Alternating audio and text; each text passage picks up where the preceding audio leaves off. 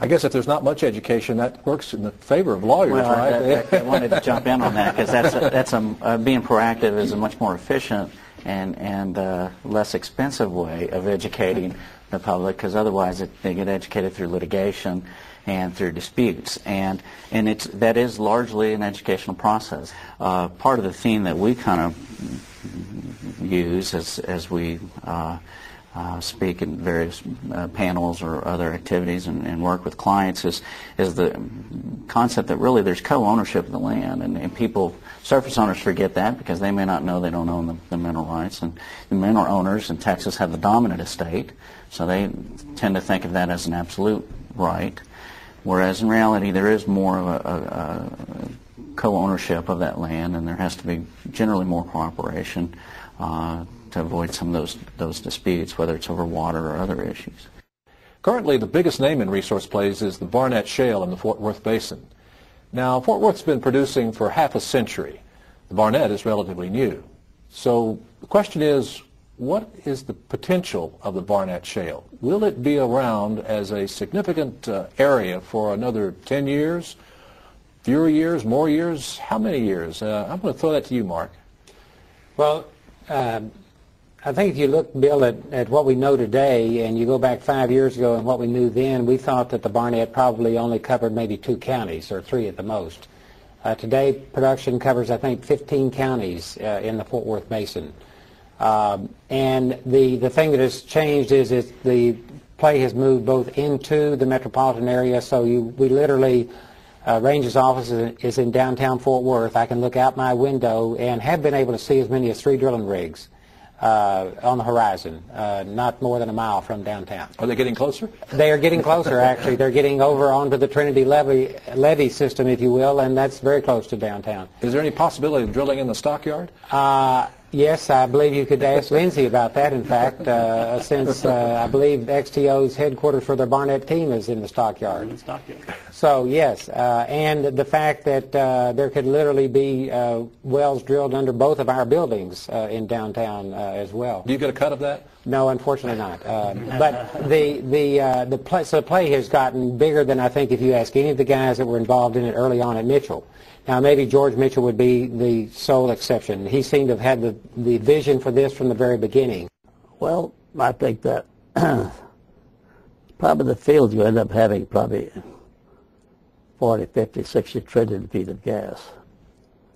The federal government's latest study showed that 26 trillion feet of gas. I think in a later study, that was about 3 years ago, they probably come up that with the size of it, probably, I'm going to guess it's going to be a total of 50, 60 trillion feet of gas, which is a big field. So let's turn to Phil King. Well, again, first, we want the Barnett Shale production. It's a great economic tool, great economic driver for the suburban areas surrounding Tarrant County. But at the same time, it's got a lot of downside and a lot of grief to live through if you're a local state rep or any other local official. A couple of quick examples: pipelines, eminent domain for pipelines, which, in my opinion, is the worst case of eminent domain. It's purely for a for-profit venture. At least if someone's taken property to go and build a road or to build a school property, at least the entire public's going to have access to that and benefit from it. There is a true public use. There appears to be a lot of differing opinions surrounding both water usage and water disposal by the industry. And you know, this is a technology play, and we've talked about water's use in that hydraulic fracturing procedure. And I'm always excited to see what the next technology is going to be as well, and how that will impact our policies as we look forward. Because as you're saying, we are pushing it out forward. It's being pushed forward by our technology and by our refinement of the methods that we use. And as we were talking about water earlier in this fracking procedure, there's no other credible alternative at this time. No, there's not. But, 10 years ago, we didn't think we'd be pumping the amount of water that we're pumping today either. Mm-hmm. So who knows what, in 2017, what it'll look like, or in 2027. It may be a very different type of fracture simulation that we're doing that obviously it's going to need water, because you need water down there to help crack the rock, but it might have, we may be using inert gases more as well to help to energize the rock. So I believe it took... technology is going to be an interesting part of what makes this maybe the second and third decade at the Barnett. And it took your former company nearly 20 years to develop the formula on this particular fracturing technique. Yeah, there's a lot of early experimentation, certainly not in the lab, but out in the field, pumping different things into wells to see what really did make the best well. Mr. Mitchell, just how important is water in the development of resource plays? I would say the water part became important. We initially had what we call a very thick frac material, which you treated the water, you made it very viscous. But then we got to where we weren't getting as good results trying to do fracture with very light sand frac and a lot of water. And as we experimented on the different types of things we did, we found what we thought the proper connection to do the job. What percentage of the water is reusable? We can reuse about 5 to 10% of it, and this is a cumulative thing. So when you're talking about using 1 million gallons of water, we can reuse about 10,000 gallons of that. It doesn't sound like a lot, but it adds up over time. And again, it's something that we're trying to help manage our water use by reusing it. We can use some of that in the drilling operations as well.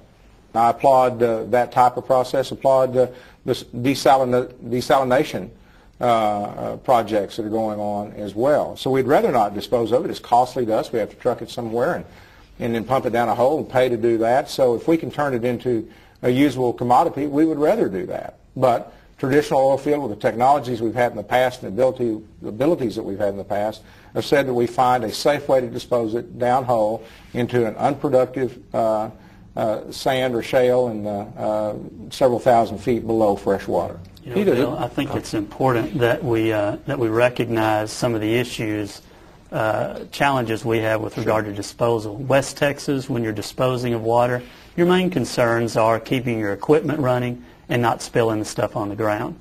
That's kind of what you think about in a West Texas disposal scenario. In a more populated area, resource play like the Barnett, your disposal issues go beyond that. Mr. King, what do your people in Wise and Parker counties think about these disposal issues? One big concern is the amount of bonding that these injection well owners and operators have. A lot of them are small players in comparison to the amount of economic impact there could be through an environmental crisis. And they don't have very large bonding requirements. There's no spacing requirements either, which is kind of interesting. But one thing that we tried to do this last session, and I will probably try in future sessions, is to try to work with the industry and come up with some reasonable amount of bond that has to be placed, because what will happen, and it's going to happen, one of these days we're going to have contamination by accident to fresh water, or we're going to have another surface blowout, which is probably the more likely. And it's going to cost $8 or $10 million in cleanup, or you're going to have to run out pipeline like happened a few years ago to bring fresh water out to a certain subdivision because the groundwater's got problems. And that little company is going to go out of business, not be able to cover that. And so we need to advance the bonding requirements to make sure that if an accident occurs, that there's sufficient resources from a small company to cover the repair costs. Phil King, thanks for that. Well, is there any issue with the technology that is used to prevent pollution of private wells and the water table? Is there any reason for people to be concerned? It's kind of common, ordinary oil field stuff. It's not, a lunar space landing module that has to go put that down there for us. Not rocket science. Not rocket science. But it is highly regulated. Highly regulated. And not only is it regulated up front, but it's regulated over time. So there are tests that we have to file on periodic basis, annual or otherwise, for injection wells specifically. You have to produce the documents that shows that you have the mechanical integrity, and therefore you're not putting water someplace that you're not supposed to be. Okay, thank you, and thank all of you for joining us, and we're going to return in just a moment. When we do, we'll talk about how water has made its impact on one Texas city. Stay with us.